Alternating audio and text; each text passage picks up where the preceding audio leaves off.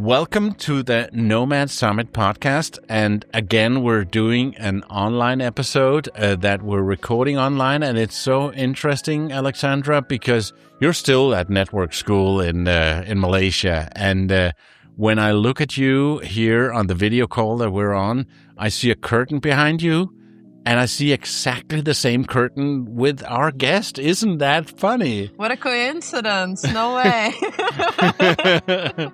I think we just both have really great taste at curtains. Yeah, but jokes aside, I mean, network school has been amazing for this podcast guest sourcing. I feel like everyone that I talk to here has an interesting story to share. Our guest today is Kex, or Kexen, a German-born techie, digital nomad and founder who's been building startups across Southeast Asia for the past 3 years. From a digital thrift marketplace to a creator commerce platform, she's navigating the messy, exciting, and sometimes overwhelming world of a startup life, all while being on the road. In this episode, we talk about what drives entrepreneurs. You kind of feel that you do not really belong into the normal societal standards. And my father, my parents, both of them, they've always been entrepreneurial as well. So I think that also helped. Why she believes founder life is about much more than just building a company. The biggest learning that I personally had in my entrepreneur journey is that you're, as an entrepreneur, not just building the business, but you're also building yourself. And how travel and digital nomad life can completely change the way you see yourself. Once you start traveling by yourself as a woman, you kind of realize you can actually give yourself everything that you want and that you need in your life. And you're able to handle anything that comes your way as well. All that and so much more coming up in this episode of the Nomad Summit Podcast, from tech consultant to digital nomad startup founder. Hello. Welcome. So, Kex, tell us a little bit about who you are. Let's have a bit of an introduction of who is Kex or Kexen. Yes. So I was born and raised in Germany, but I'm ethnically Chinese, as you can tell. It's not, I'm not obviously German, but I've been You don't look like the typical German. Yeah, I do not, exactly. And I think that's also one of the biggest reasons why ever since I was a child, I already felt like I want to be somewhere else. Not because I didn't like Germany, but I was just craving for my heritage more. I was craving for my culture more. I think just growing up as an immigrant child, I think a lot of people can actually relate to that. They do have a little bit of an identity crisis as well. They wonder, am I German? Am I Chinese? And that's also how I felt. And yeah, I think ever since I started earning my own money, I started traveling a lot. Europe more in the beginning, since everything was closer to Germany back then. But 3 years ago, I made the move to basically leave Europe entirely and travel around Southeast Asia as a digital nomad. Nice. And somewhere along that journey, you decided to build a startup. That's going to be the main topic of today's episode, because that's what I'm mostly curious about since I met you, about your journey as a beginner startup founder, let's say.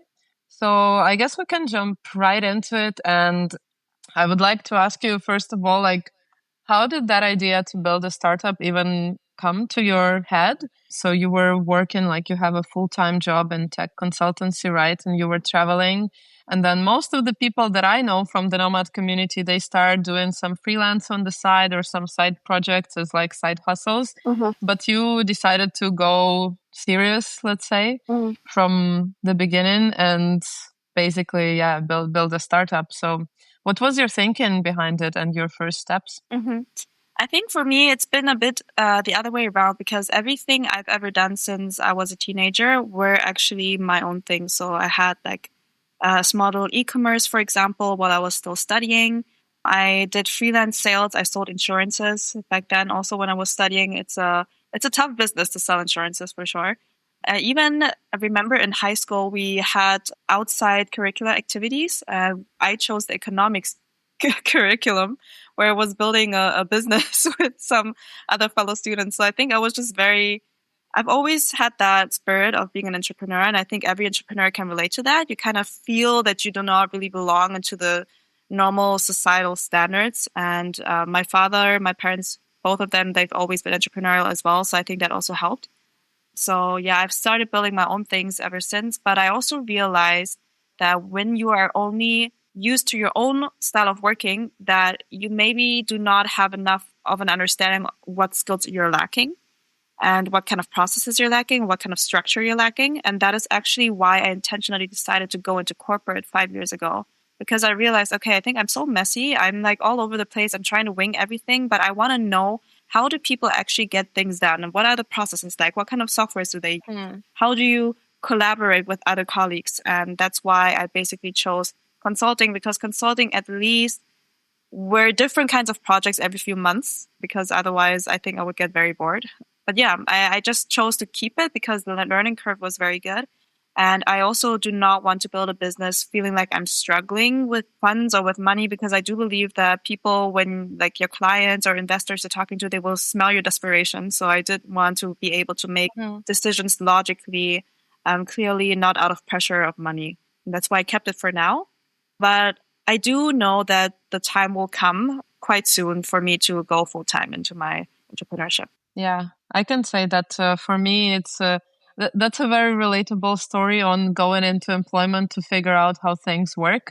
That has happened to me as well. I've been working as a self-employed designer, kind of a design partner with different startups and SMEs for the last 7 years. And then at some point, I accepted a full-time job from one of my clients, and it was very interesting as well to learn how things work structurally inside of a proper company with teams and with workflows and with processes. And it definitely helped me learn a lot about structuring my own business processes better as well. So yeah, I totally get that desire and how it can help a lot with building a business. Right. Yeah. So in a way, THRIFTZ was not your first project, because you said that you already had like many different projects when you were younger, but it was the first proper startup that you were building, right? Exactly. Yeah. I think the other things that I've done before, they were more out of fun and out of curiosity.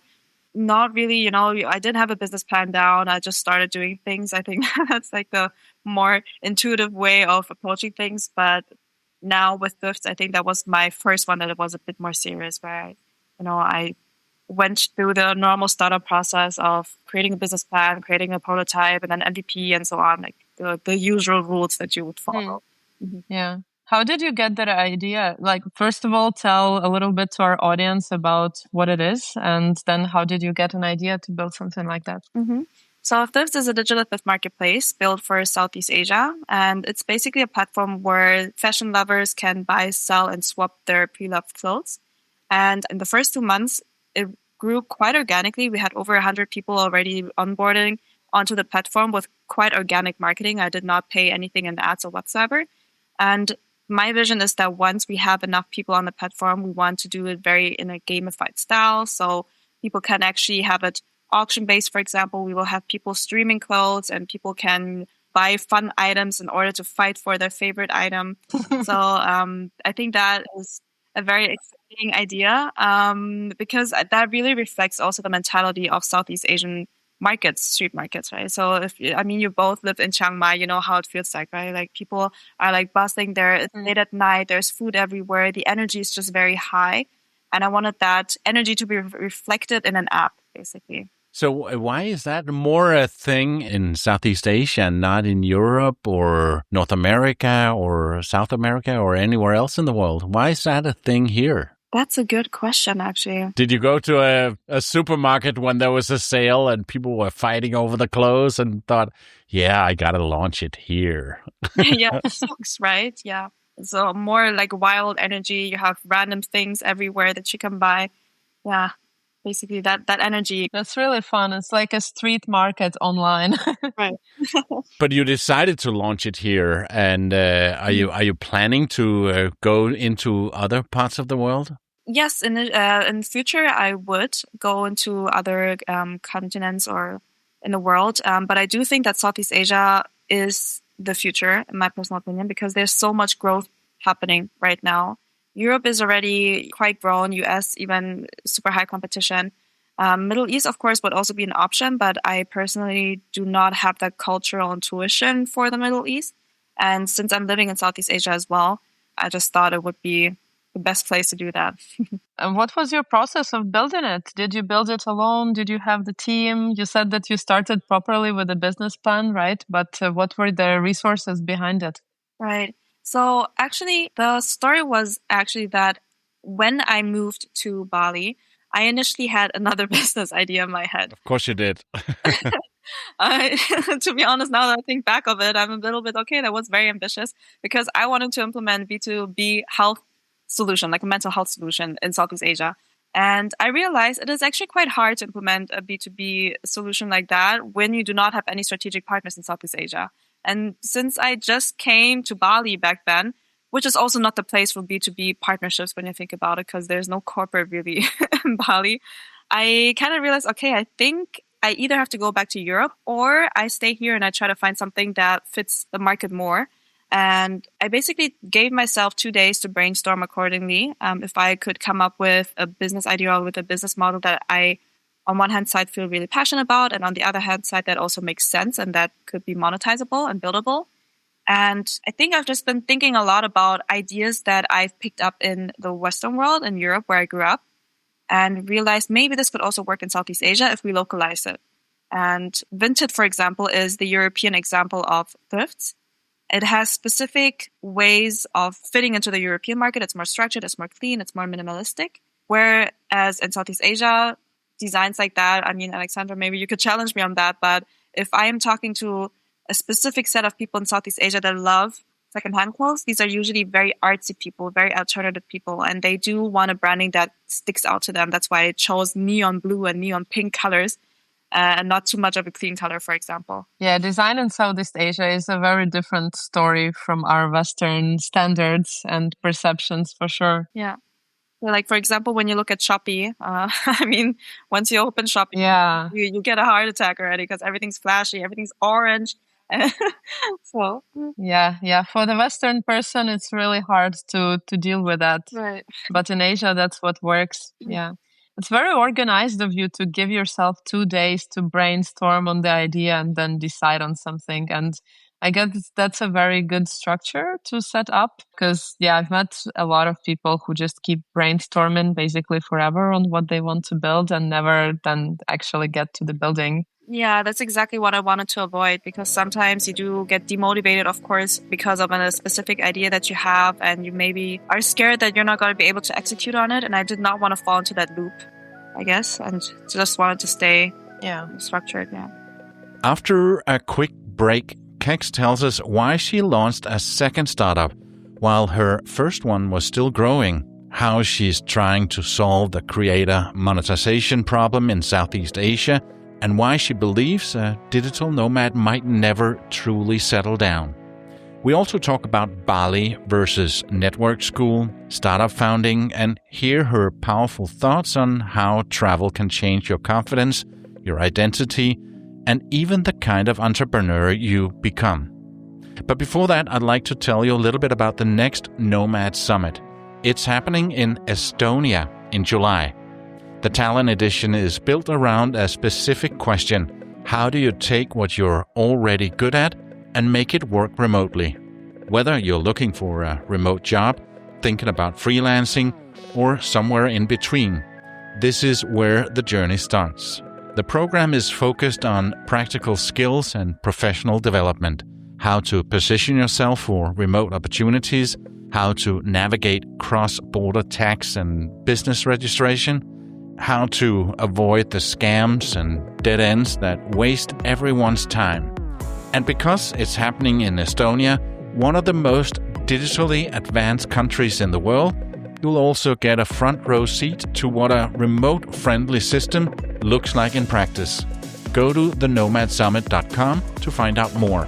And now back to this week's episode. Now THRIFTZ is up and running, and then you start another startup, Fanclip. What is that?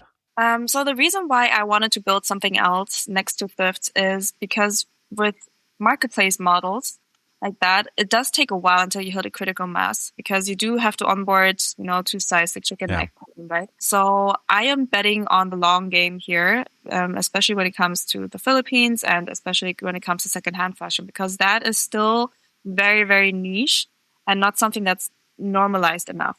So I told myself this is going to probably need another 3 to 4 years until it actually starts becoming somewhat popular amongst people. And I didn't want to just wait around for the next 3 to 4 years. I do really enjoy the process of building. So I just started thinking about what I could build. And I wanted to build in an industry that also resonated with me personally. So fashion resonated with me. That's why I built THRIFTZ. But then also I'm a technical person, but also a creator. So I wanted to build in the creator economy, a consumer app or a technical software or whatsoever in that space. And I came up with Fanclip.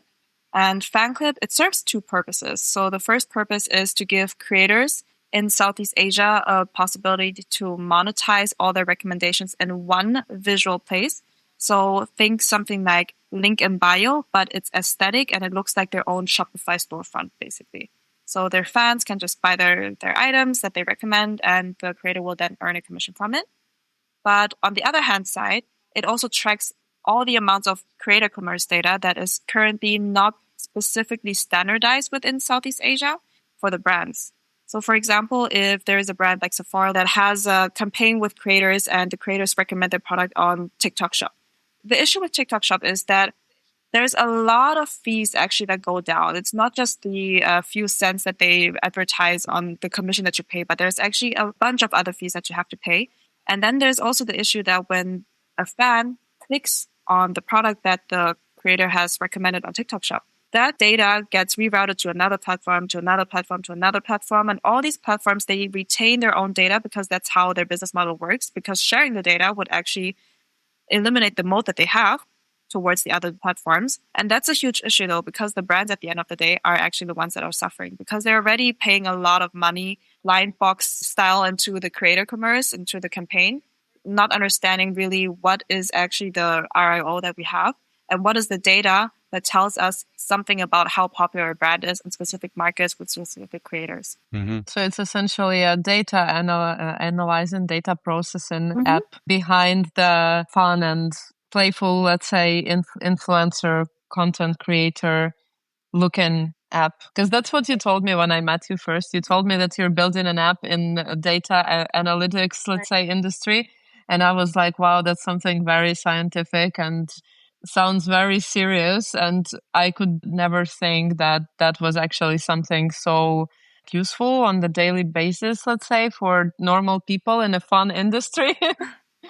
Yeah, I think sometimes when you're a techie, you get too technical with your descriptions as well. So yeah, basically it's the data intelligence layer for creator commerce in Southeast Asia. I can see that a lot of content creators, they're creating great contents, but they are struggling to monetize.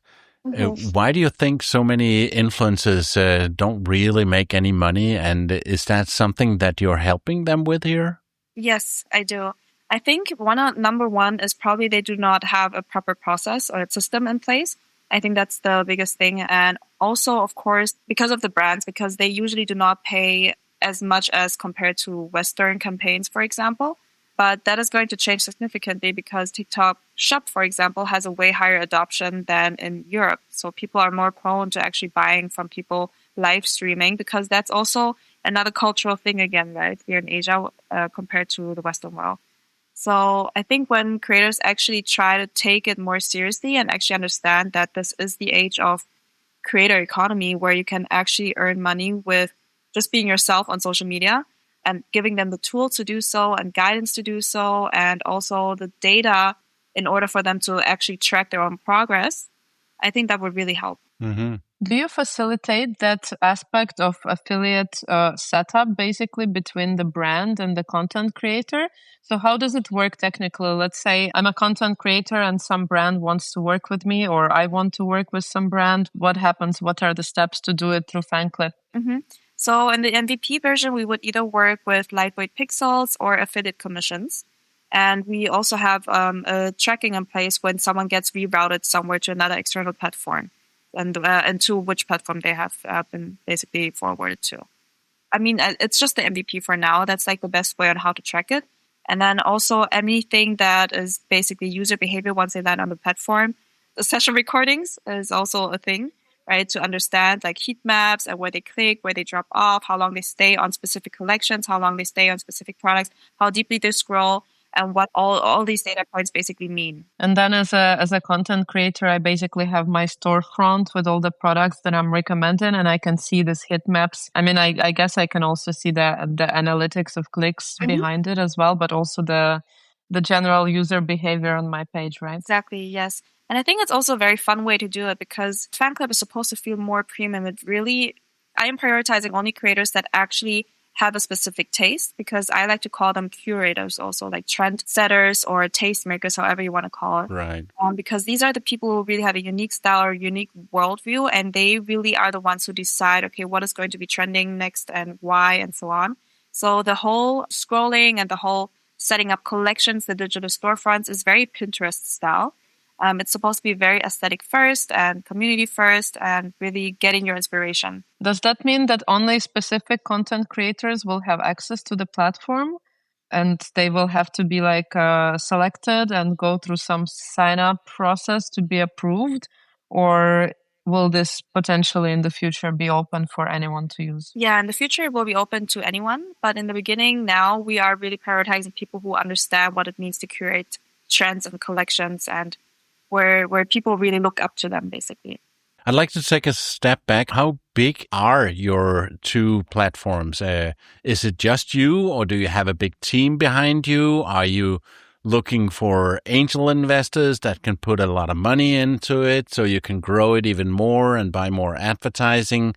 Where are you in the cycle right now? So with THRIFTZ, I am pre-seed as well. So both platforms are, of course, pre-seed for now. With THRIFTZ, I am going to hold it off for a while. I'm not actively trying to grow it more. It's more word of mouth marketing for now. I do see people signing up on a regular basis without me having any ads that are running. With Fanclip, I do think that the time is here right now. So I am doubling down my efforts on there. I do have a team of 2 people, so it's one technical person and one person who has helped me with marketing as well. And for that, I'm actually fundraising for that one. So I'm looking for angel investments, specifically from people who have that background in creator, commerce, or just commerce, or who understand the creator economy in Southeast Asia. Yeah, I could see this something being pitched on Shark Tank or Lion's Den or whatever it's called in the different countries. I can see you coming in and saying, I'm seeking $3 million for a 2% part of my company. Yeah. That would be great for $3 million, yeah. Yeah, you're very serious about it from what I observed from the sessions here at Network School. Like when we had the pitching session, you were the one with the most detailed presentation coming on stage, I think, about Fanclip.